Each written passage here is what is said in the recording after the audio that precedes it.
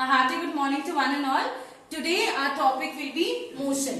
If you remember in the last class we had discussed about the motion of an object. Today we will be starting with the most simplest form of motion, that is motion in a straight line.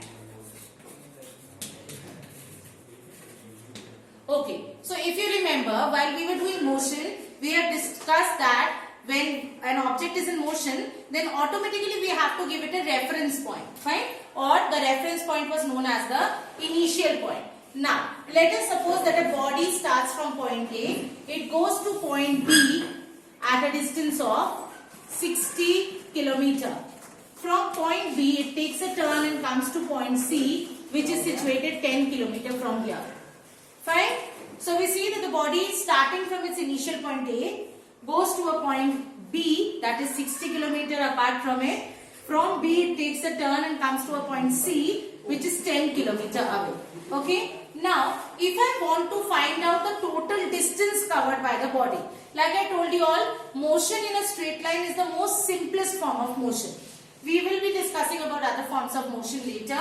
So, the total distance traveled by the body will be the total path length. That means when the body goes from A to B plus B to C.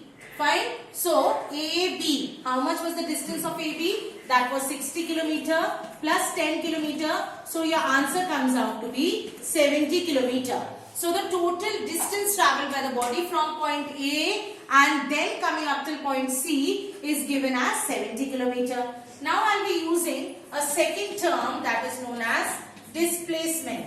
What do you mean by displacement? Displacement means whenever you shift a body from one point to another point, we say that the body has been displaced from position A to position B. Now, in this case, our body is displaced from position A to position B and then from B it comes to point C. Fine. So, displacement will be from A to C.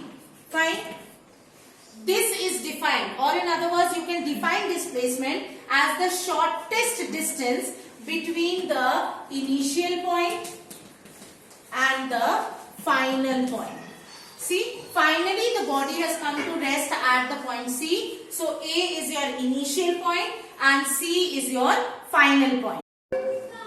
Okay. So, like I told you all, definition of displacement can be defined as the shortest distance between initial and final point. Okay. Now, if you remember number line, in mathematics you might have done number line where 0 is in the center and all the digits towards the right were positive and all the digits towards the left were negative. So, we will deal with the same thing over here. From A to B, we are going towards the right hand side. So, we will take 60 as positive 60 km. And from B to C, we are taking a U-turn and coming towards the left hand side. See, in the number line, left hand side is negative. So, your 10 will be minus 10. So, your answer will be 50 kilometers. And even logically, if you see, A to C, the shortest distance between A and C, 60 minus 10. You would have get 50 as an answer.